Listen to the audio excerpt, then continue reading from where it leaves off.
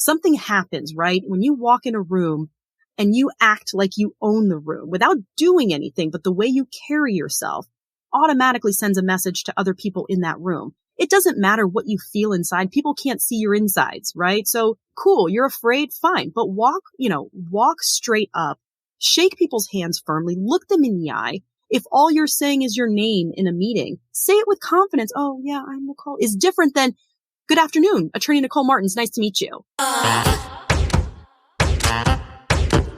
Welcome to The Art of Speaking Up, a podcast that empowers professional women to rise. I'm your host, Jessica Guzik, and in this show, I take you undercover into the stories and lessons that I learned, sometimes the hard way, throughout my career. I also talk with working women, leaders, and coaches to show you that no matter what your struggle is, and no matter what your career goals are, you already have all the talent that you need to succeed.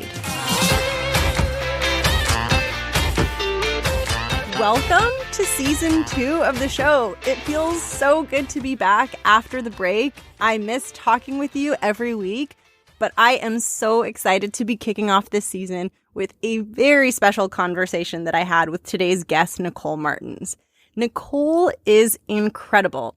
And I'm going to keep this intro pretty short because you're going to learn all about her, and there's some really good stuff in this conversation. I will just contextualize it by saying this one thing.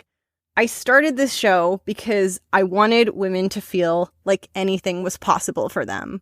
And I wanted them to feel that way no matter what their circumstances are, no matter how difficult things might be or how hard it might seem to get to where they want to go.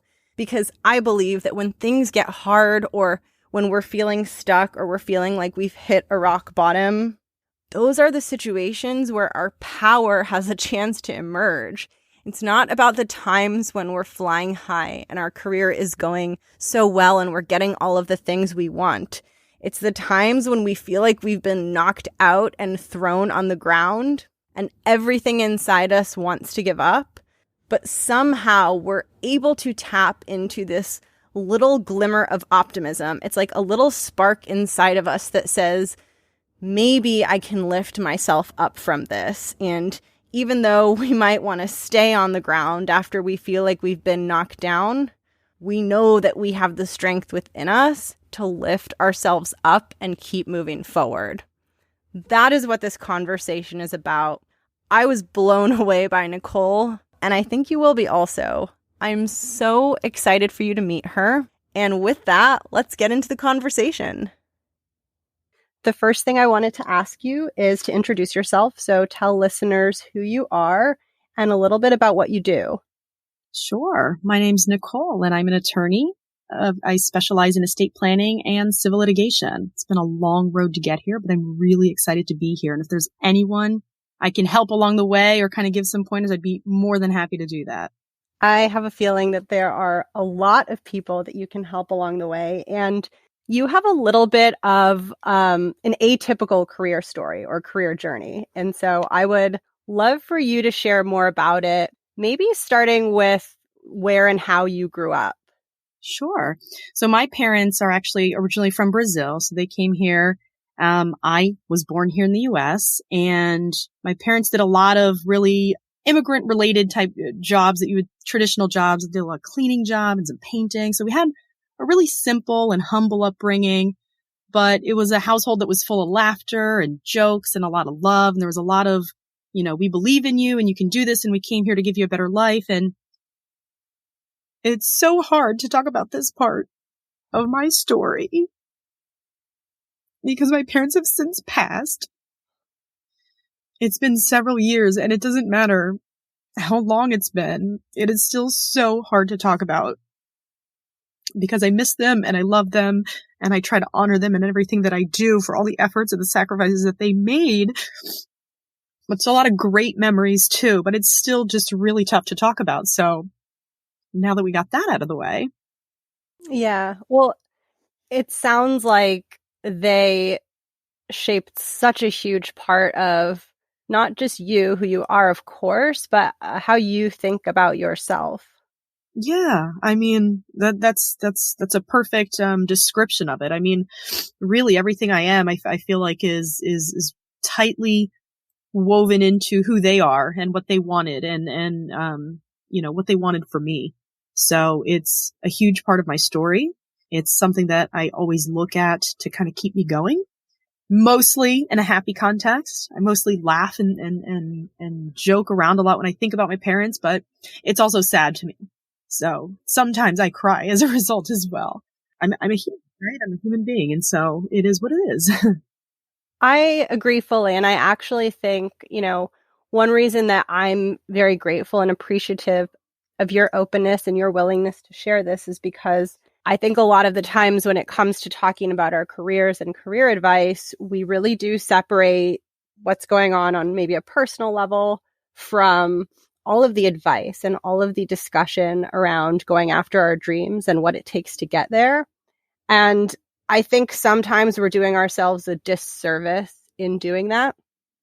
Yeah. So it's a really tough professional world that we live in the sense that you are expected to have your professional hat on and not really mix that or wear the other hat, which is your personal life, right? And it doesn't matter what's going on, what has happened or what's going on in the present. You really shouldn't mix the two. And we say all the time, when you get home from work, leave your work at work. The truth be told, we spend most of our time at work, right? And so it's more difficult to do that. And sometimes you want to bring stuff home and talk about it and deal with it. And that's okay. I think that that's more okay than it is bringing your personal life into your work life. And so I struggled with that for a really long time when I was going through my mom who was sick and then dealing with taking care of her, being in school, then interviewing for jobs. And then I lost her and then I got a job and then I lost my dad and having to kind of leave those things. Actually, I was never able to. I mean, I straight up cried in a job interview with a judge one time because he asked me why my graduation date had changed. And it had changed because I took a semester off to go be with my mom when she was in the last stages of her disease. And so as a result, the graduation date had changed and I had applied for the job before that change happened. And so when I interviewed months later, and he asked me, I actually started crying in an interview with the judge who was very, very nice and compassionate and told me the story of his wife who had recently passed as well, leaving back 2 little girls. He later sent me a handwritten note saying I didn't get the job, but it had nothing to do with how the interview went, which was really nice. But I think that that's the exception, right? So although that was a really pleasant experience, after that, I realized that I don't have control of my emotions when it comes to my parents all the time. It just sneaks up on me. I can't really help it. And for the longest time, trying to avoid it made it worse until I just said, you know what? This is part of who I am. It's part of my story. Everyone in the world has parents, whether they're good relationships or not, whether they're still alive or not. And so people can relate. And if they can't, that's okay. That's not really my problem to fix. That's other people's perception. And that's okay. I'm okay with however people feel or think about it, but I've learned to accept it. And it is what it is. So sometimes I cry when I talk about my parents. And that means sometimes it's in a job interview. Sometimes it's on a podcast. Sometimes it's at a store when I'm talking to a stranger and she tells me a cool story about her daughter. And so I've learned to embrace it, but it is a very difficult thing. It was so hard for me to do that. But once I was able to, I think that people respond differently when you embrace your realness. And that goes for both in your personal life and both for me professionally as well. I feel that when I tried, there were times that I cried around coworkers and I tried to mask it with a cough attack. Hand to God. I tried to pretend like I was just having a coughing fit that made me look even crazier. And people just kind of, eye rolled in this awkward dancing around, shuffling. Let's just get out of the lunchroom while she's doing this weird thing. And then after that, after some time, I just said, what's the point? And so I'm like, I'm so sorry. I'm really sad. Like, my mom passed and sometimes it still makes me, and then people are like, oh my gosh, I'm so sorry. You've done great. I'm sure she'd be proud of you. Like that's much less awkward than people shuffling around you pretending to have a cough attack, right? So I've just kind of learned to own it. And I think that if I could give one piece of advice in terms of mixing personal and professional, if something like that comes up and there's absolutely no way to avoid it, just like for me, there's no way for me to avoid the crying when I talk about my parents, but it's not all the times. So whenever it is avoidable or unavoidable, I should say, then I own it. Yeah, I think that people, first of all, I've cried at work too. And I think you can feel very alone when it's happening. And I guarantee that there are so many people that have experienced that or have been in situations where they're trying to hold it back or trying not to cry. And I think seeing someone like you who's very powerful and confident, and we'll talk more about this and we'll talk more about your career, but who's built such a successful career, it normalizes it. And I think that's the whole point of this show. And that's what I'm trying to do. It shows people that this is okay and that this isn't a sign that you have a limitation or that something is wrong. And that's why I'm so thankful for you opening up and sharing about it. And I'm super excited just to hear more.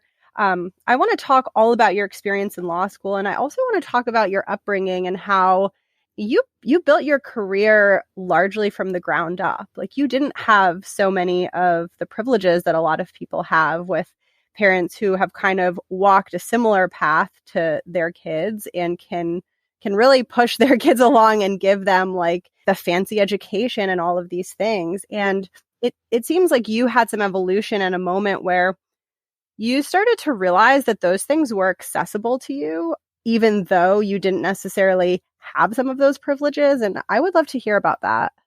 Yeah. So I think at some point, before I got into law school, I had taken a position with a developer in Orlando, and I was an international trade show representative for this developer.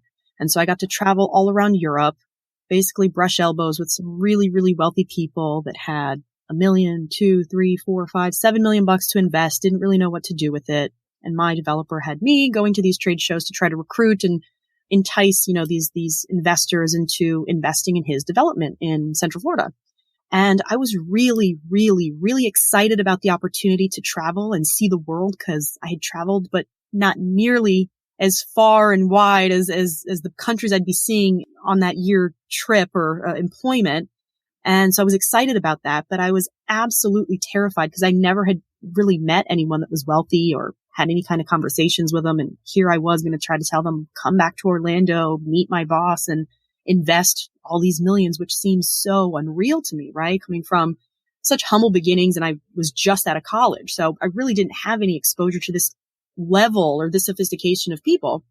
And so I had kind of formed this idea that they were, an alien that would have this great lifestyle that I could never relate to. I would have nothing to talk to them about. And I'm just this kid. I was 22 years old, and I was just all out of sorts with myself in terms of how am I going to do this, right? But I said yes to the job because I wanted to travel. And that to me at the moment was more important than how intimidating the process was. And I thought, I'll figure it out when I get there. And I visited on a regular basis 15 different countries throughout this year, basically lived out of my suitcase, different hotels. I couldn't remember the names of the hotels. There were so many of them. It was so much fun. And what I learned is that everything I felt insecure about was kind of silly, because at some point, and I don't know if it was 6 months or 7 months or maybe 10 months into the job, the 1-year contract that I had, but at some point I just realized that the majority of the people I'd been talking to were just regular people with a lot of zeros in their bank account. They were just people who wanted to be happy and healthy, and they wanted to figure out how they're going to raise their kids, and they wanted to figure out the best schools. They wanted to figure out just things that anyone in any part of the world would want to do.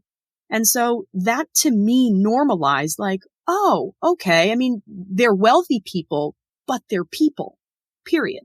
Right. And so that was kind of an aha moment for me. I thought, coming from a completely different background than these people, different countries, different cultures, different relationships, different social economic status. I mean, different political views. If I could relate to these people who also were significantly older than me, and I could have a really good and charming and real conversation with them, and we could talk about things that were either politics or beer or whatever it might be, and I can relate to these people, then I just thought, okay, there's not a whole lot to be nervous about. And I kind of use that going forward, right? I mean, most situations where I find I'm very intimidated or uncomfortable or out of my comfort zone, those things are okay.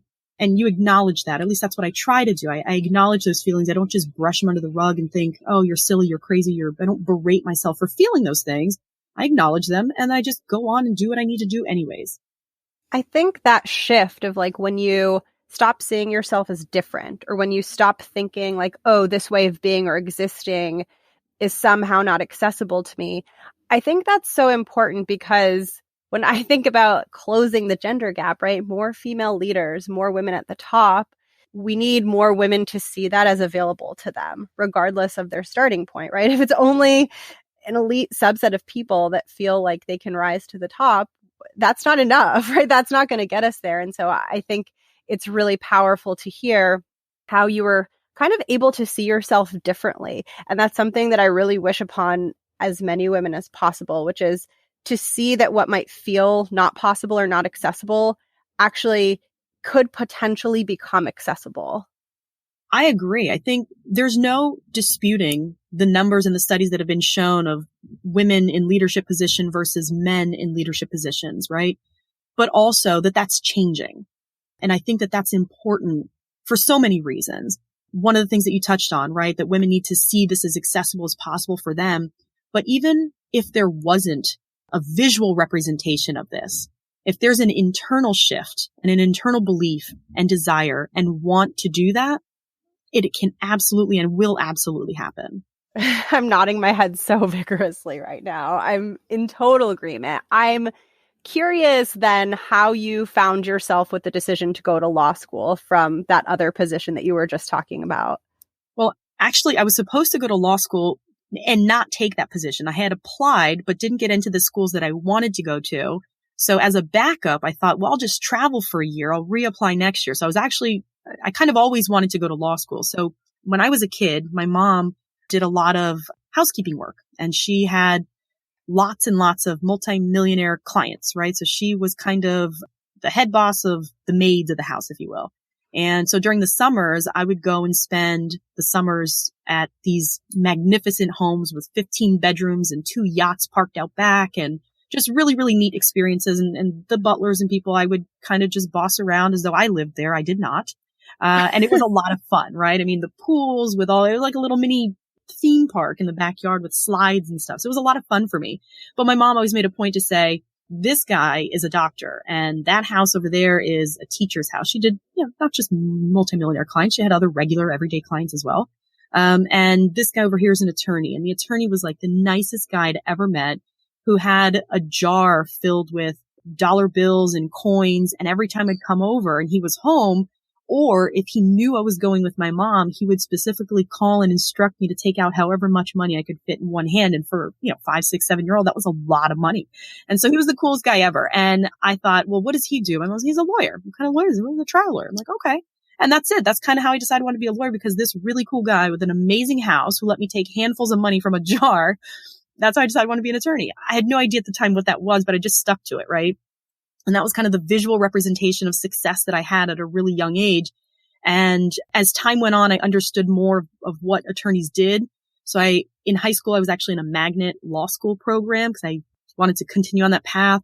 I volunteered for a program for 4 years called Orange County Teen Court in Orlando, where it's a diversionary program for first-time offenders. So kids between the age of 10 and 18, if they're still in high school, if they get arrested, they have the opportunity to go through this program and basically go through a trial, with a real jury made up of teenagers who are volunteers, a real judge who volunteers his time, and then teen attorneys.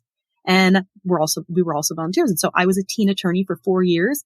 And I thought, that's it. This is what I want to do with my life. And I went to college with the mindset of, I'm just going to do whatever I need to do to get into law school. And then I went to law school. And so I was kind of the kid that always knew what she wanted to do, even before she even knew what the career was. It just so happened that whatever it turned out to be, meaning whatever it meant to be an attorney, turned out to be, oh yeah, I want to do that. And here I am. And once you were in law school, did you experience any kind of pushback or roadblocks or, things that you had to mentally overcome to kind of stay in that headspace of like, I want to build this big, successful career in law and this is where I'm headed? Oh gosh, yes. Law school was horrendous. I hear people talk fondly about law school and how they had fun and they did it somewhere abroad, or they might have done some really cool clinic. And my experience was not like that at all. I mean, if I could erase that time, I would. It was awful. So 2.5 weeks after I started law school, my mom was diagnosed with cancer, and I was in Michigan. My mom was in Florida. And so I spent the first year and a half going back and forth to attend treatments and just help out my mom. My brother is an officer in the military. He was away, and he just didn't have the ability to be home. He was out of state, doing different kinds of trainings and things, and military doesn't just let you go whenever you want to go, right? So he didn't have the ability or the luxury of coming home. And so it kind of all fell on my back, and I was happy to do it. After that first year and a half, during the first year and a half of law school, I never once stepped foot in my school's library. And if there's anyone listening that's either ever gone to law school or understands what that means, usually you live in your school's library forever, right? Until you finish. So for the first year and a half, I seriously never stepped foot into the library. And so I studied on planes. I studied while my mom was in treatment, doing her chemo, in doctors' offices and hospitals. I mean, I never stepped foot into the library. So my first year was a little crazy. And she passed away after that time. And I went back, and I had racked up a massive amount of credit card debt because of the traveling and trying to help her out. And so I was like, well, now I need to get a job. And again, a lot of people don't work. I mean, if they're working, it's for credits. It's kind of for an experience thing. It's not really for money thing. And I was able to get a well-paid clerkship at the time at the biggest defense firm in Detroit.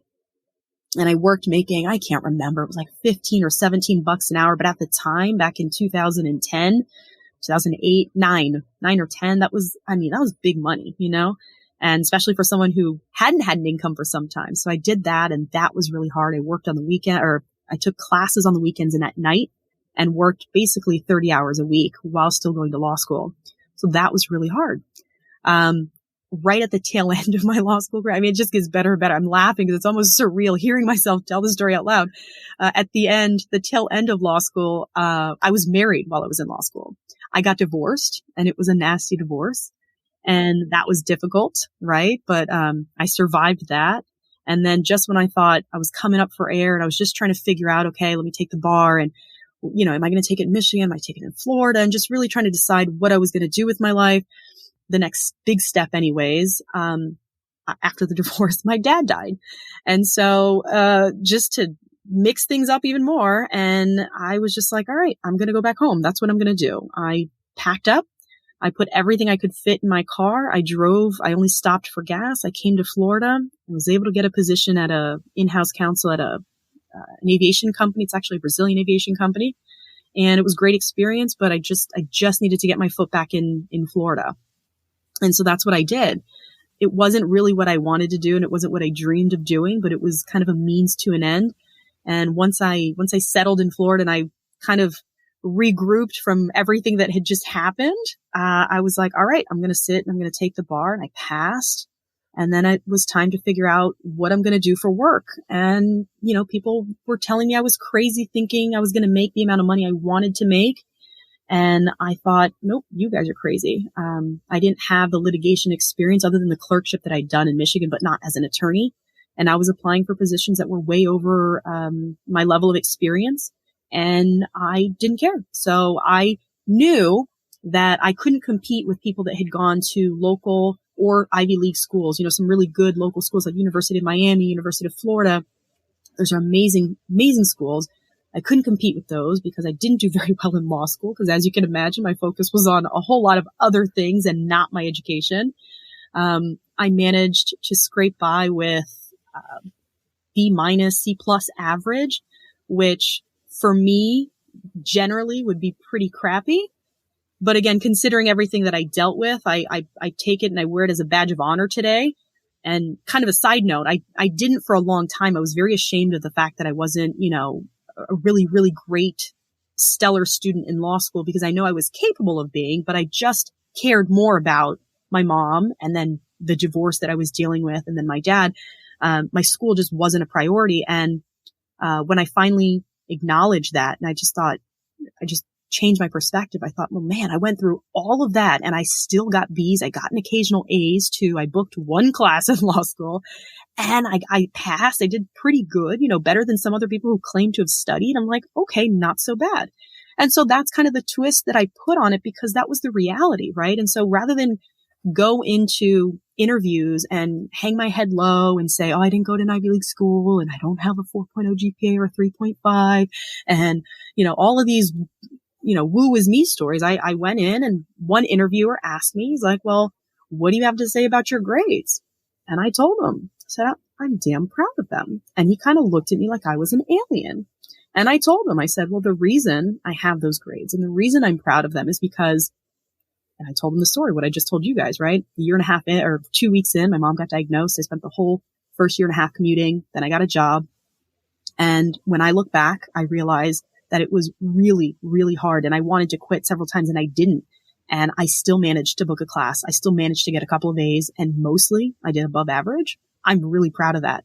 And the guy was absolutely floored and he was very, very excited about that. And so I think that had I gone in there with the mindset I had previously, right? Oh, well, I'm so sorry. No, I don't have a 3.5, but I'm a great candidate. Or if I had made excuses, if I had tried to pretend like I am good enough, but that's not a reflection of who I am, I think that his response would have been completely different.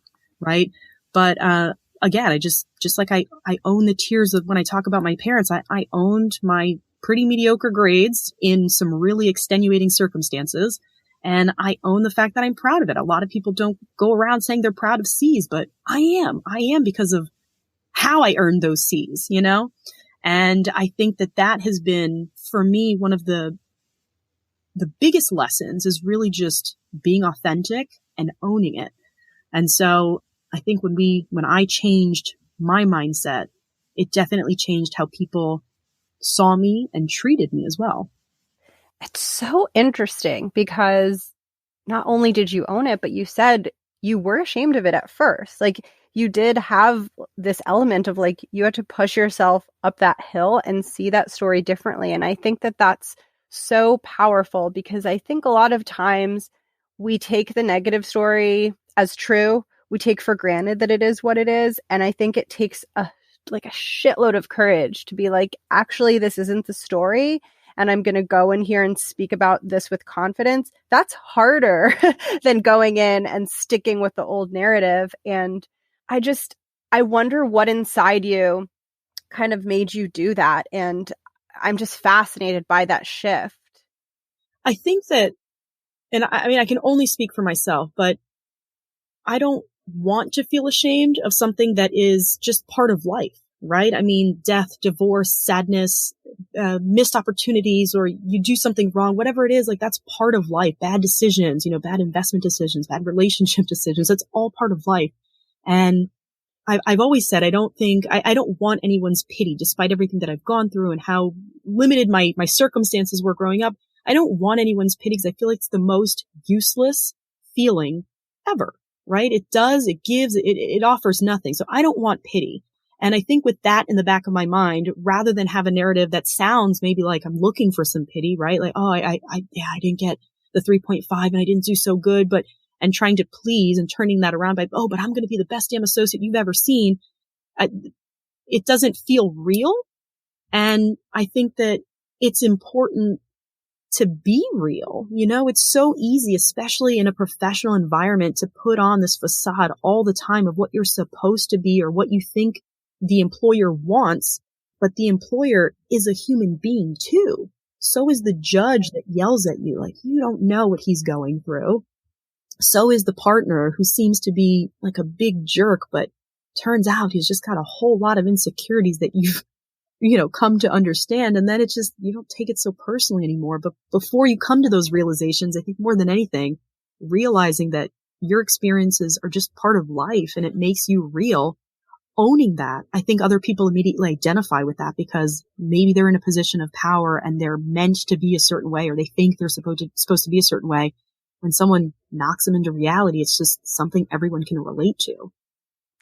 I fully agree. And I think it's kind of there's a very strong impulse, I think, to hide our flaws, our human flaws, and to hide places where we might be suffering or in pain. And I think it seems like as a culture and as a broad workplace, we're still figuring this out. Like we're still figuring out the human element of this. But I think that particularly, I believe, for women, I think the drive and pressure for perfectionism can be so intense that when we come up against these difficult life circumstances or something that's really hard and just like knocking us back, I think that emerging from it with dignity and strength the way that you did, it takes a lot. It's really hard. And I think we need more stories like yours to give other people the fuel to do that, because I do think our tendency, I know for me and I know for a lot of people, is to punish ourselves and to say like, oh, another breadcrumb of my failures, you know? And don't get me wrong, it doesn't mean that I've not punished myself. It doesn't mean that I've not been harsh on myself or have always been this way, right? I mean, it's kind of a learning process. And I think the more I've been knocked down by bad decisions, failures, just life situations, you know, like losing my parents, right? That the more I learn and the more I feel like it's even more important to be authentic and stay true to your experiences, because they are what set you apart. They are what make you different. And I'm a huge believer that we're not just, you know, what our resumes say. We're just not. None of us are. We're so much more than that. And you have to figure out how to convey that to other people. And it's really hard to do. And so for me, what's worked is just that, just saying, finding a way hasn't always been easy, but just finding a way to be comfortable in something that otherwise feels uncomfortable, which is crying in a room. I don't think I'll ever feel comfortable doing that. But in having done that, I've realized that it's not the end of the world. Everyone's got a mom or a dad. Everyone's got a situation that they can somewhat relate to, even if it's not crying. Maybe they've been embarrassed about something else. And that humanizes us. And it's a hard thing to do. You're right. It's a really hard thing to do. But I think the more you do it, the more comfortable you become just being your authentic self. And I think that what that triggers in other people is that they let their guard down more, because they see, well, yeah, he or she is just a human being. And so am I. I mean, we recognize that in each other. It's an easy thing. One of my favorite parts of your story is actually how you got some of those interviews in the first place to, you know, be able to sit in those rooms and tell your stories to the people that you were interviewing with. You had some unconventional ways of breaking in, because like you said, you didn't have the perfect resume, you didn't have the super fancy school, and you didn't have the grades that you probably would have had if you had the freedom at that time to really engage, like I'm sure so many of your classmates were able to. And so how did you get noticed? How did you get your resume to the top of the pile, knowing that you weren't necessarily a top contender just based on the resume? Oh, that was just thinking outside the box. So like you said, you know, I went to Western Michigan University. So this is no Ivy League school. This is not a top tier school, great education, but not something that's highly ranked. I was competing with University of Miami, University of Florida, Florida State University, and lots and lots and lots of Ivy Leaguers that leave South Florida and come back, right? And in our day and age where everything is done online, there's no opportunity to, you know, hand deliver your resume to someone. That just doesn't exist anymore. And I have told everyone, I'm convinced that these, you know, apply here links, whatever that is just a black hole where your resume goes into, and no one can ever find it unless you're like lucky. Someone happens to pick it up one day. And so I just had to figure out a way. I knew that someone's going to take one look at my shitty resume, let's be real, with an average to slightly above average, grade point average, very little involvement in law school, no, not a great school, limited experience, one clerkship. I mean, I just knew it. Someone's going to take one look at that and toss it. And so I thought, well, what can I do differently? And you know, in every single cover letter I sent out, I said, I will follow up in 7 days, whatever it was, in a week. And I did. Every single time that I wrote that in a cover letter, I did. And you'd be surprised the number of people that first told me, wow, you're the first person to actually follow up. And so I would have a running list of everyone that I had called, whoever I followed up with, and whether I left a message, what day, and if I talked to someone, what they said, you know, call back in a few days, and I'd get everyone's name. I'd always try to remember names, or at least have them written down to remind people who I'd spoken with. And I wouldn't go away until they told me, yeah, we're not going to interview you. Okay, fine. Come in for an interview. So I got a lot of pity interviews. I'll say that just by following up on the phone. But one of the stories that I share the most that people have come back to me and said, I've done that. So one, I was at, I shared this at a networking event, but I really wanted to get a job, or at least an interview at this firm. And I just knew that if I could get my foot in the door, I could get the offer and like life was going to be great. So I actually applied. I went through the conventional method, the black hole link of applying online to their portal or whatever it was. And then I actually FedExed my resume and cover letter to the managing partner of the practice area within the firm that I was going to be applying or that I had applied to. And I explained in the cover letter that I had followed the procedures and applied online like the post required. But I also wanted to express directly to him why I was a good candidate for the position. And I got an interview because he had to sign the damn FedEx envelope in order to open the package. And so I did. I was a little stalker crazy and I FedExed my resume to a managing partner that landed me an interview that went really well, but they ended up hiring someone within that had more experience. And then my next out of the box type of application or interview came from a really big firm here in Miami whose named partner, one of the named partners, went to my law school. And again, my law school is not very big. It's not very well known. It's not very fancy. And I thought, that's it. That's my in to this firm. Never met the guy in my life. He went to my law school maybe 30 years before I did. But God damn it, I was going to work at this firm because it's a good firm, great benefits, and it's what I wanted to do. So I did the same thing. I didn't FedEx my resume to him. I applied through the regular channels and then I just sent him an email directly telling him in the email why I was qualified in a bullet point format and that he should not only interview me, but he should just hire me. And the next day I had an interview. The guy who interviewed me asked me at the end, so how do you know, and I won't say his name, but how do you know so-and-so? And I said, I don't. He said, what do you mean? And I said, well, I don't know him. He said, well, hand delivered your package and said that I needed to interview you, that you were a really good candidate. And I said, oh, I'm flattered. So he said, so how do you know him? And I said, I don't. We went to the same law school and I just emailed him and told him in a bullet point format why he should hire me. And I kid you not, the guy put his hands on his desk and said, you're shitting me, right? So you mean to tell me that you've never met Mr. So-and-so? And I said, I've never met him. Does he know someone that you know? I mean, the guy was just convinced that I was pulling a favor, right? And I said, no, I just sent him an email. And I think, his reaction was fantastic. I loved it, but I think it speaks volumes, right? Like people don't do these kinds of things. People aren't ballsy enough to do these kinds of things, but I wanted to be a litigator, right? You gotta have balls. You gotta think on your feet if you're going to be a litigator. And so I just knew that that's something that a litigation attorney would really appreciate, right? And it didn't feel comfortable necessarily, but it worked, it worked. I didn't end up getting that job either, but the job that I did land is because I followed up like a maniac and basically forced a phone interview the moment the managing partner answered the phone. And so, yeah, be persistent and think outside the box. That's what I do. And if you have to have a little stalker status on there too to get the job, do it. I love it so much and I also love that he gave you that feedback and was so taken aback by it, even if that didn't end up being the job that you got, because I think that it goes to show that you, through your actions and through your decisions and your decision to be bold, it changed the way people viewed you. People viewed you as this powerful person that you are, but you created that, right? You did that through your own actions. And I think that that's so powerful because I think a lot of times as women, I don't think we give ourselves enough credit for how talented and strong and amazing we are.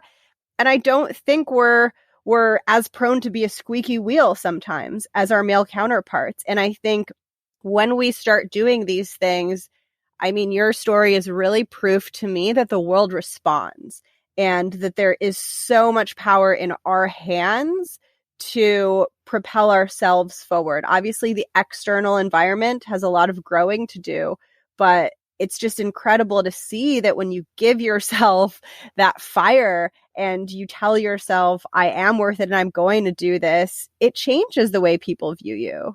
Absolutely. Absolutely. It's one of the best shifts that I've made is exactly that. is really just something I say all the time. I obviously didn't coin the phrase, but I live by it. Fake it till you make it. You know, you're afraid, you're scared. Good. Do shit anyways. Be afraid, but do it anyways, right? Just keep going, keep moving, because something happens, right? When you walk in a room and you act like you own the room without doing anything, but the way you carry yourself automatically sends a message to other people in that room. It doesn't matter what you feel inside. People can't see your insides, right? So cool. You're afraid. Fine. But walk straight up, shake people's hands firmly, look them in the eye. If all you're saying is your name in a meeting, say it with confidence. Oh yeah, I'm Nicole, is different than good afternoon, Attorney Nicole Martins. Nice to meet you. Very different. I can't tell you how many times I've been confused for a court reporter. And, it used to really piss me off, but now it doesn't bother me. I walk in the room. The first thing I do is I hand my card and I shake people's hands, everyone who's in the room, and I introduce them with my title. And it doesn't matter how prepared or unprepared I am, or how much I know or don't know, or how confident I actually am. The fact that I'm walking into a room and not even giving other people the opportunity to assume anything about me, and I'm just going around shaking hands. I have no idea who these people are. It could be the janitor in the room for all I care, but everyone in there is going to know I'm here for the deposition and I'm the attorney. I'm not the court reporter. You don't even have to ask me anymore, right? So that shift of doing it anyways, it doesn't necessarily have to come naturally. It doesn't have to be something you feel comfortable with, but doing it anyways is going to change the way that people respond to you. But then this amazing thing happens. It's going to change how you feel, right? So you feel intimidated or uncomfortable or that you're lacking confidence. But if you can give off the impression that you are confident and that you command your space, whatever that is, then over time, that feeling is going to be more natural and you're actually going to feel that, right? So it's the two things. It's how you feel inside doesn't really matter if what you're showing on the outside is confidence, because the way people perceive you is very important. So they're going to treat you differently. And then you do that enough and it's going to change the way you feel yourself. And so it's kind of a win-win situation. But I think figuring that out was a huge turning point for me. And it's made all the difference. Now, within reason. So the caveat is within reason, right? I know nothing about aeronautical engineering. I can't walk into a meeting with aeronautical engineers and pretend to know anything, right? I can know my name and that's it. I can say my name confidently, but that's it. And so it's not a false sense of confidence in any circumstances, no matter what, right? You've got to be within reason. But even in those circumstances, what I found is if you're completely fish out of water, like you are, like me, an attorney in an aeronautical engineering meeting or conference, for whatever reason you landed there, ask questions. People love to talk. If you ask questions about themselves, even better. How'd you get there? What inspired you? What made you want to become an aeronautical engineer? What kind of things do you do on a daily basis? I mean, just ask questions. Even that is better than kind of hiding in a corner and doing nothing, right? So know your space. But if you're in your space where you've got a little bit of knowledge, own it, own the room, own it. In time, you're going to feel the way that you act. So that's my thing. Fake it till you make it. I love it so much. And even if you are a fish out of water, like you were saying, you can still have utmost 500% confidence in you as a person. Like Absolutely. You are you, regardless of the circumstances. And so you're not a subject matter expert. And maybe you're feeling lost and not good, and it's kind of rattling your self-confidence, but you don't have to let that make you speak more quietly. And you don't have to make it mean anything. You have to push through that also and be like, I have my dignity because I am who I am, regardless of the situation. Hell yes. Presenting yourself doesn't change, right? How you present yourself and who you are doesn't change. The substance of who you are doesn't change whether you're in a room of lawyers, a room full of hair salons, not hair salons, but hairdressers is what I was looking for. It doesn't matter what kind of context you're in terms of your career, if you're a fish out of water or not, but who you are, if you're true to who you are and the way you present yourself, that doesn't change. And I think that's what you're touching on with. And I 100% agree with that. Even if you're not substantively informed in whatever setting you're in, if you still say your name with confidence and look people in the eye and shake their hands and you're genuine and you act the way you would if you were in your element, that doesn't change. Totally. And like my view of fake it till you make it is I don't even think that you're faking it, because once you decide to do it, by definition, you're no longer faking it, because it takes courage to quote unquote fake it. So even if you don't feel like you've gotten there, like, you are the real deal just by choosing to be bold in any given situation. I agree that it definitely requires boldness and care and courage really to do it. I would agree with that. It's doing it despite feeling uncomfortable. So to me, it's kind of a mixed bag of feelings, right? Like, you're trying, or you're putting on this outward appearance of being just fine and confident when inside you don't feel that way. So that's why, to me, it's almost like you're faking it. But yeah, it does take some guts to kind of do that in the first place. And I think that you just got to do it. You just got to try it and do it and realize this shift, right? That people treat you differently and that you're going to feel differently. And then it starts becoming a little bit more natural. And one thing that I would want to say too, for people who might be a hard first step, because I struggled with confidence, and I know the prospect of confidently introducing myself, like, to, let's say, a very senior partner or someone, that was a scary leap. You can start with something smaller, and you can play around with it in other situations, maybe in your personal life or maybe with someone else. And then you will feel ready, and you will know then when it's time to bring that, because I don't want people to feel like if they can't take this first step, they can't take any step, because it doesn't really matter what your first step is, in my opinion. I would agree with that. And I think what really changed my perspective, what helped me to approach the managing partners of the firms that I worked at, who would, literally not even talk to me because I was just an associate or just a clerk, right? They wouldn't even say hi to me in the halls. Is the human element, right? I had already lost my parents. I'd already kind of been through that. And I just thought, he might be head honcho here at this office, but who knows what his dichotomy is like when he gets home, right? He might not be head honcho at home. He might have a whole lot of other issues. And so it's the human element of, yes, he or she is head honcho at the office, and they're intimidating because they're busy, and maybe they're short, maybe they're rude, maybe they have a reputation, maybe it's a number of things.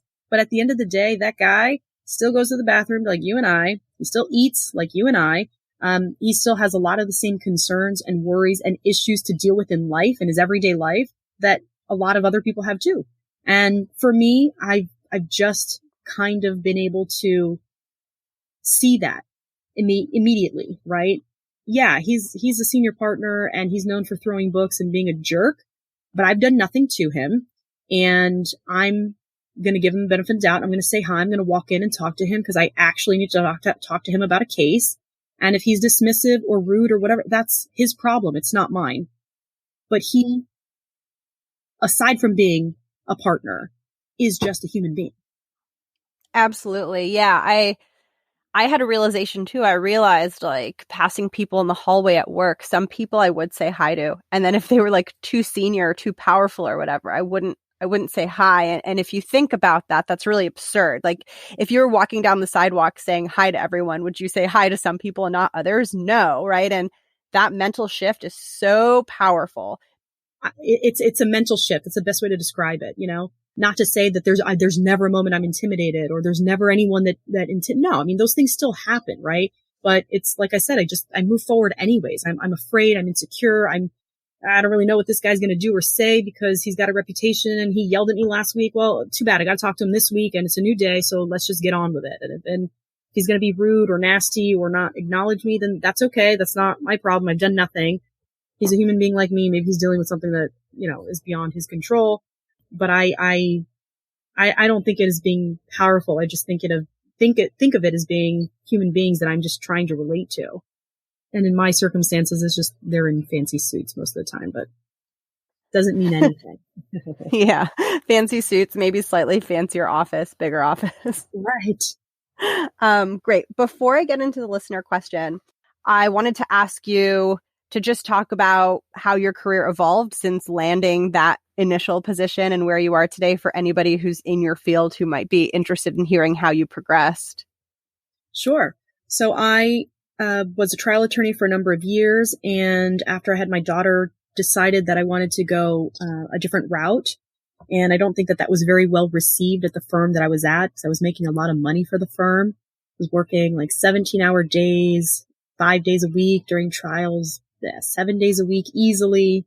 And it was really exciting. It was really sexy work for a really, really global client who's really well known. It was wonderful, except I couldn't really be a mom and be a trial attorney at the time. And it just didn't make sense. My husband travels a ton for work. And so the joke around here is that I'm a single mom, even though I'm not single. And so, I thought, in 5 years, 5 to 7 years was my original goal of kind of going out on my own and opening up my own firm. And I'd never really thought about doing it any time before my 40s. And so my life plan was to open my firm at 40, work really hard for 25 years, and then retire at 65, right? That was kind of like the big picture goal. And as things turned out, I opened my firm with no savings, with not a single damn client, with very limited means in every way, right? I mean, not a whole lot of support from anyone other than people maybe saying, yeah, good luck, but a whole lot of people saying that's not going to work. You don't have enough experience. You're going to starve. You're never going to make it. You're crazy. You want to expand into a different practice area. That's nuts. I mean, you name it. And people said it. And I just kind of walked away with my middle finger in the air and did it anyways. And so I opened my own firm this year.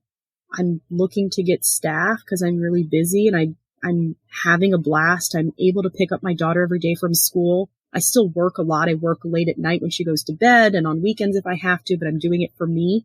And it feels really, really good to kind of run into these people who said I couldn't do it and they're still miserable at their firm jobs. And I don't wish them misery, but they're miserable and they didn't have the balls to go out and do something like this. And so the fact that I did, and I'm still figuring it out, but it's working and it's working a whole lot better than I ever thought possible. But kind of another pointer, if you will, is not necessarily a pointer, but maybe living my truth of fake it till you make it and be afraid, but do it anyways. I was terrified. I'm still a little afraid. Don't get me wrong, but I'm doing it. And I'll summarize that point, my fear, with two things. One story of a good friend of mine who actually is a mentor and who I now co-counsel on cases. This is someone who's incredibly well respected in the legal community, who's become more than just a mentor, but one of the few people that said, you can do it. And I told him, I said, his name's Jermaine. I said, Jermaine, I don't have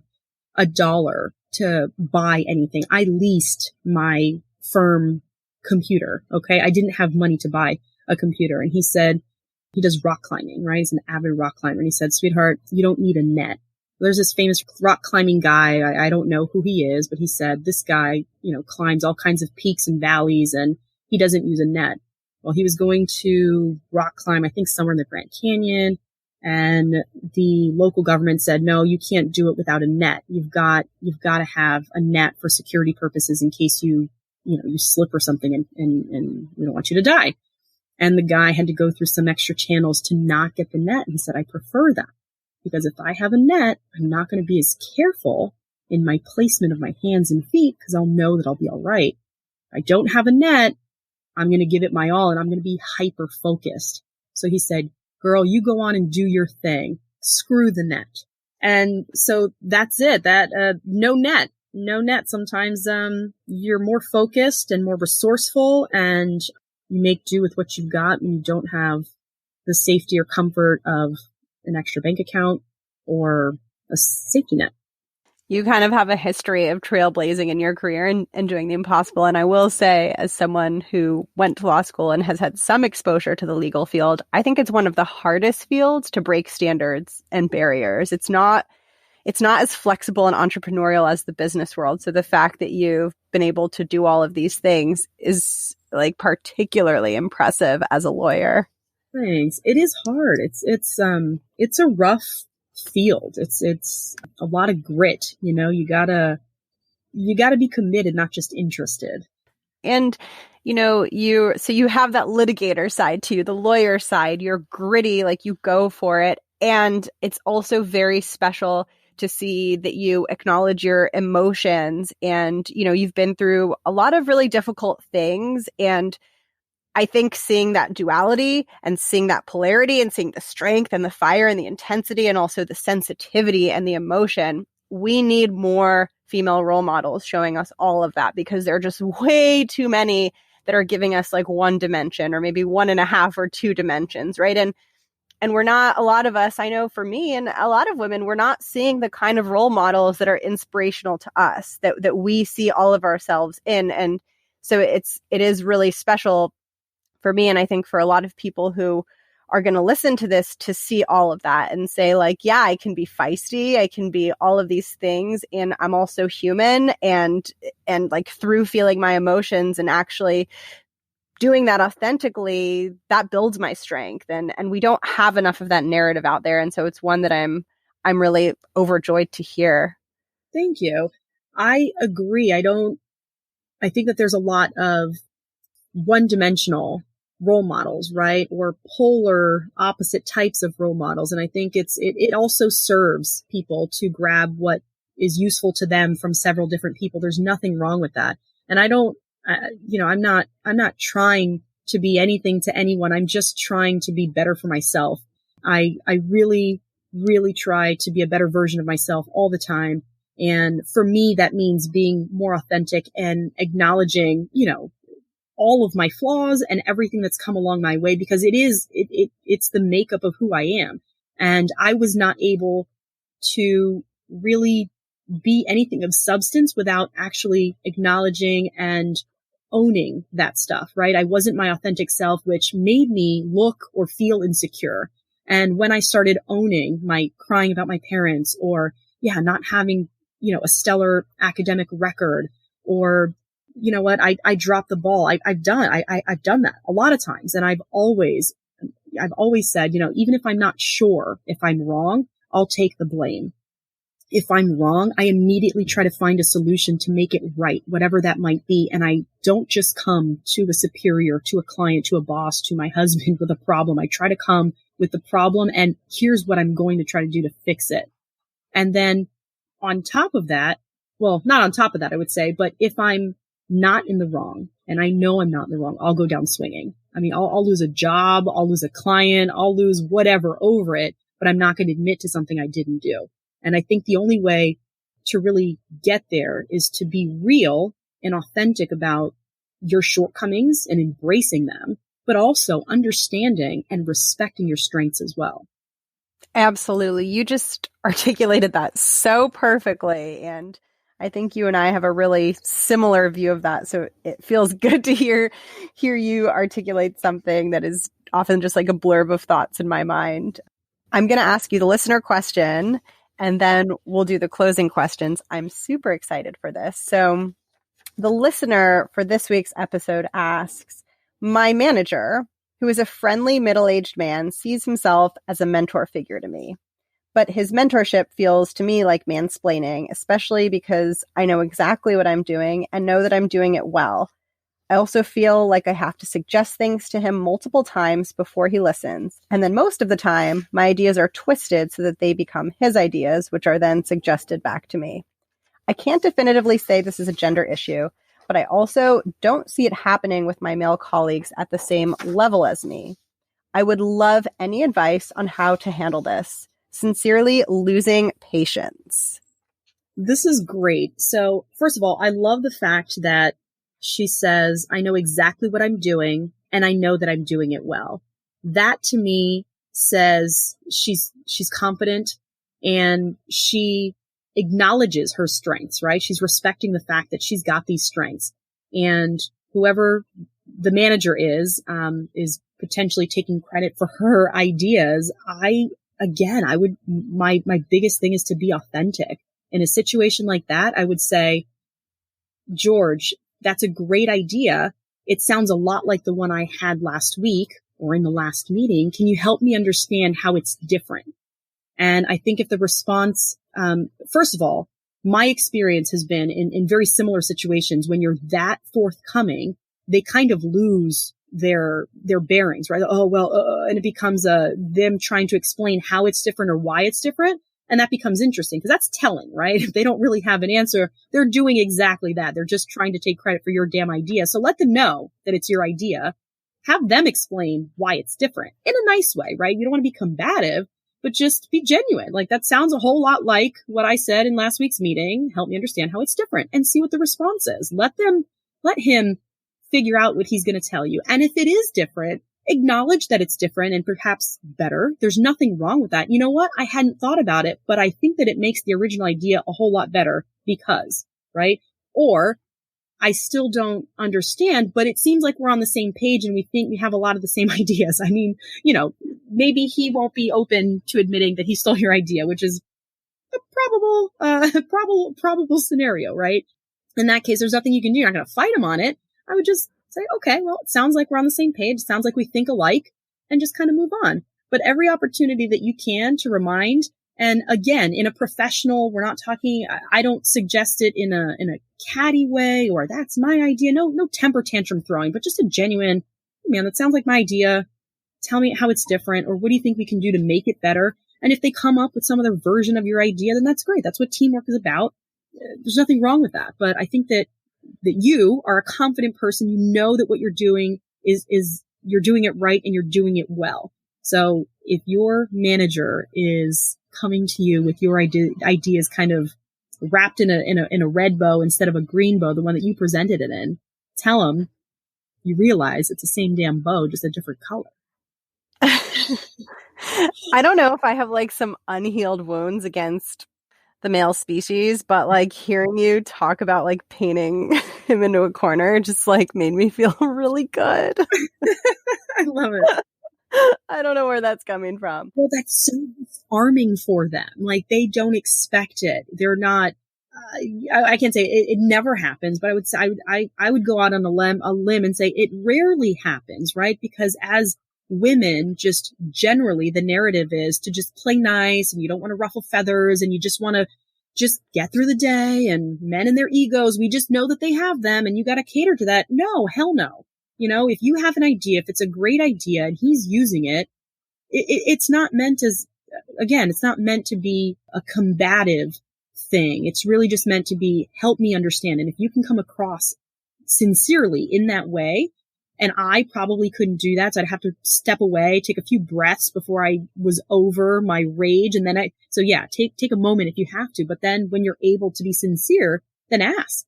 To me, it does two things. It tells him, that he took your idea, and now you want him to explain how it's different. Puts him in the awkward position. I think that's so helpful. Thank you so much, Nicole. No worries. And now for the closing questions, which are one of my favorite parts. The first closing question is about the title of the podcast, which is The Art of Speaking Up. And I love to ask every guest to share what that means to them, why they think it's important, and anything else that they want to share around speaking up. Sure. I think that the title's fantastic, by the way. It's really catchy. Thank you. And I think that it kind of tags along with maybe some of the themes that we've already been talking about, right? But speaking up is not something that is necessarily easy or in our comfort zone or something that we can do naturally, because I think that we are, for a number of reasons and from a number of different sources, right, labeled and pegged as emotional and this and that and just all these labels that go along with women, but not necessarily men, right? And so speaking up is, I think, a little counterintuitive to what we've been taught, what we've been blasted with the media and movies and even in school, right? And so it is even more important to actually get in the habit of speaking up. And why? Well, it goes along with the fake it till you make it, because if you are not comfortable speaking up in a meeting, if you're not comfortable saying what you need to say when someone's taking your idea or potentially bashing something that you did or being pejorative about what you've done or who you are or the work that you put out, and we don't say anything, I think, first of all, it allows the opportunity to give the impression that we accept that. And two, the way that makes you feel is something that can't really be undone, right? Just like you said, you might have some unhealed wounds with a certain species. And I think the same is true. We are conditioned to not really ruffle feathers or make noise, we're not conditioned to speak up. And so we kind of we take it. And it's just, little grains of rice in size, right? But that chips away at who we are and what we want and what we believe in. And that chips away at our personality. It chips away at our self-confidence. And so my biggest piece of advice is speak up. If it scares you, do it anyways. If it terrifies you, do it anyways. And I think that my experience in not speaking up, I think a lot of people can relate to this when I say that, you want to say something either to a coworker or a boss or maybe even a boyfriend or a relationship, right? And you play this conversation in your head of how it's going to go when you say this thing, right? I don't like that you talk to me like this in front of other people, whatever it might be. And you have this, oh, they're going to get mad. And you have this whole back and forth in your mind of how it's going to play out. And down to their facial expressions, how it's going to go. And you get so anxious and worked up about that until, you're pissed off one day. You burst into your boss's office and you tell him, I hate when you talk to me like that in front of people. And then he just looks at you like you're crazy and says, okay, I won't do it anymore. And so everything that you were worried about never came to fruition. You stressed and were pissed off and created this whole narrative in your mind of what was going to happen. And so my experience with not speaking up, especially when I wanted to speak up, is that I stressed out way more over the fantasy that I created in my mind of how it was going to play out than in reality. And so it becomes even more important to speak up because you realize it's not that big of a deal. And even if something is ill received, right, it's not your fault. It's not your fault and it's not connected to you. It's the other person, and you can't control other people. You can only control you. So be mindful of people's feelings when you speak to them, whatever that is, right? So whenever you're going to speak up, be respectful, right? Be respectful, be professional, be kind, be compassionate. And then how that's received, if they interpret that to mean, oh, you think I'm a jerk, well, that's probably their insecurities coming to the surface with whatever it is that you brought to light. And you just have to be detached from that. You need to speak up because that's going to make you feel more empowered. People are going to respect the fact that you speak your mind and that you're able to do that, because a lot of people aren't. And that's okay. That's okay. But get to a point where you can say something. And if that means pulling someone aside, maybe start in an email, say, I think nowadays it's so easy. I say this all the time. It's so easy to hide behind a keyboard. And when you get someone calling your office and saying, I want that job, or when you get that FedEx resume that requires a signature that no one else has done, it makes people look at you. So I still am a huge fan of face-to-face interaction when you're in the right mindset for it, because I'll tell you many times I've spoken up and not been in the right mindset. And that's a recipe for disaster, right? So I need to take my own advice in the sense of taking a deep breath and cooling off before I speak up. But I think getting to the point where you can speak up is really important, because it's going to change the way people treat you and think of you and look at you as someone who, she's not afraid to say something. And if something's wrong, and if she's saying something, oh, that other people are thinking it, right? Because maybe she's the only one in the group that has the guts to stand up and say something versus everyone else who's thinking it. It's a really big shift. It's a really, really hard thing to do. Maybe start with something small, whatever that might be. Maybe talking to a coworker about something that bothers you is less stressful or less difficult than going straight to your boss and, asking for a raise. But you should still do it. Start somewhere and speak up, because it's going to change the way that you feel about yourself and how people perceive you. And I think that that's just going to snowball into so much other positive changes. And it's a really good habit to create. So love the title. I think it's really catchy. And I think everyone should figure out a way to speak up. And the last question is just where I give you the floor. And some context is I started this show because I had some tough times in my early career, and we've heard from you that you've been through your own challenges also. And I started the show so that I could speak to anyone out there who's going through their version of this and just let them know that things are okay and that they're awesome, and to make women feel empowered. So I like to give you the floor to share whatever you want to share to reach listeners and send that similar message to them.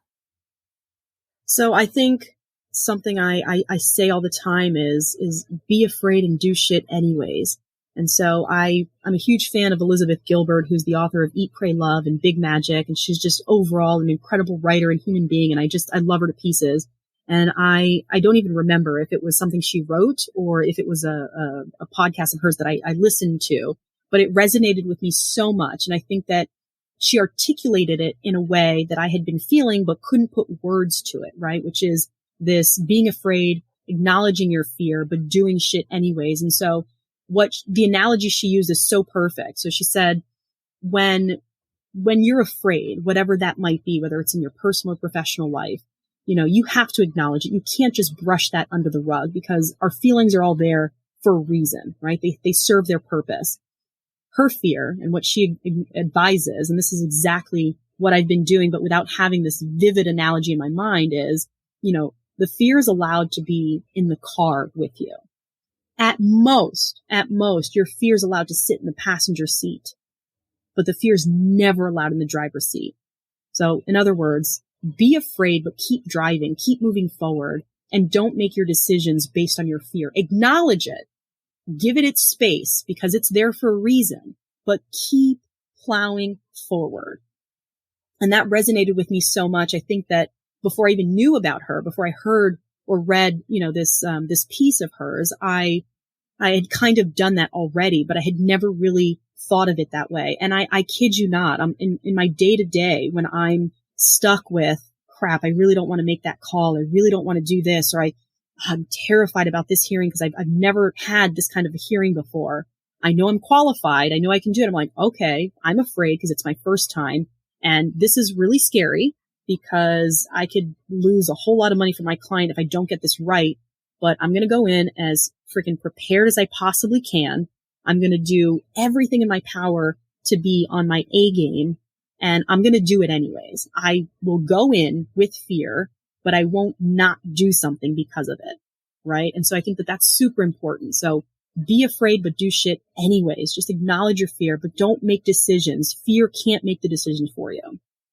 My other saying that I've already said a couple times, but the same thing is just the fake it till you make it, right? Is just, there's that shift. You say it's not really faking it. And, it feels a little bit like faking to me, I'll be honest. And so I think that being able to figure out how you want to present yourself, in a confident way is a hard thing to do already. But once you make that decision, just do it. And people will respond in kind.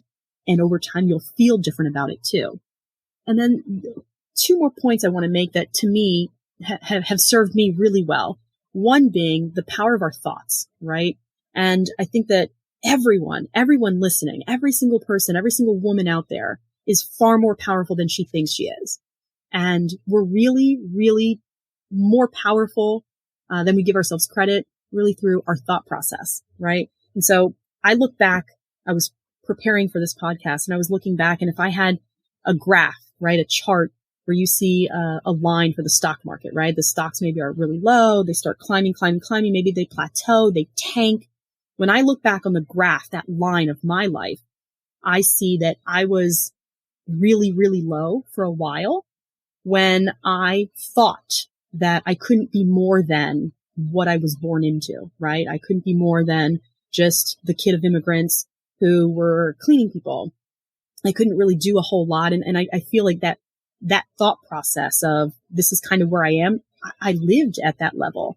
And then at some point I started realizing, well, I think I can go to law school and I think I can do that. I want to do that. And I started working towards that. I was invested, right? I wasn't just interested. I was invested. I was committed to doing that. And things started getting better. And when I realized all these other mental shifts that we've talked about, right? That, we're just human. We're in this experience to kind of figure it all out together, but just be as genuine as possible. And I think looking back, I see that line kind of skyrockets for me when I make this mental shift. And it's not something I really realized until before today, I think. And so where I'm at now, the line is still rising, is so different from where it was 5 and 10 years ago, because I think that at about that time is when I really made this shift. And writing things down for me has been key. I write down my goals and I look at them. I'll write them down 20 to 50 times every single day.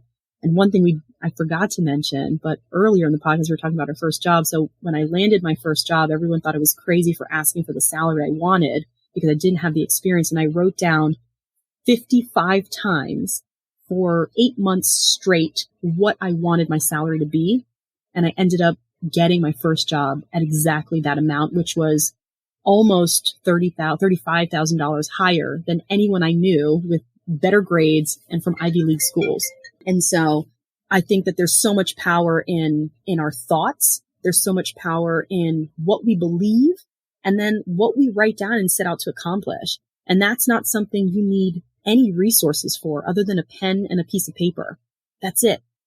It's really that simple. And then the last thing that I'll leave you guys with is this.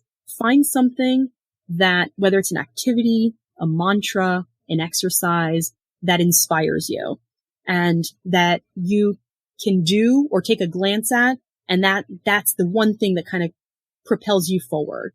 And for me, when I was in law school, I had my contracts professor memorized a poem. It's called Invictus by William Henley. And I won't recite the whole thing, but it's an amazing poem. And every time I still read it, I still find so much symbolism and information in it. And so I thought, that's really cool. I want to do that.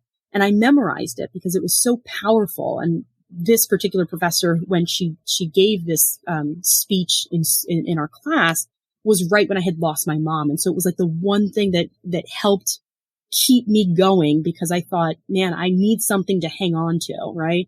And that was it. And it still serves till this day for me as my biggest kick me back into gear thing, if you will, right? It's one recitation of this poem for me, and I have it memorized, so I don't even carry it around anymore. For the longest time, it was laminated in my wallet. Now I know it by heart.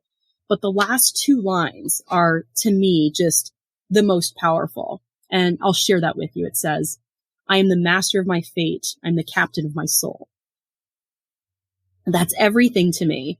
That's everything, because we are in control of our destiny, of our future, of what we want and what we're able to achieve. And so if you speak up, keep moving forward despite your fears, and know that you've got control of you and your future, and you can create the opportunities for you no matter where you came from, there's absolutely no way you can fail or that you can't achieve whatever it is that you want. Holy cow, Nicole was incredible, and my conversation with her had me feeling so motivated and so inspired, and I hope that you experienced it in the same way. If it fired you up and you loved listening, please share it with a friend, share it with someone who might benefit from some of the advice or encouragement that she gave. And if you're listening to this episode around the time that it was released, come join me on Instagram. My handle is The Art of Speaking Up, and I'm going to be posting some of my aha moments and some of my reflections and takeaways from this really incredible conversation with Nicole. A big thank you to Nicole for sharing her story on this show. And a big thank you to you, the listeners, for tuning in. It feels so good to be back, and I cannot wait to catch you in next week's episode. In the meantime, I hope you're doing well, and I'll talk with you soon. Bye.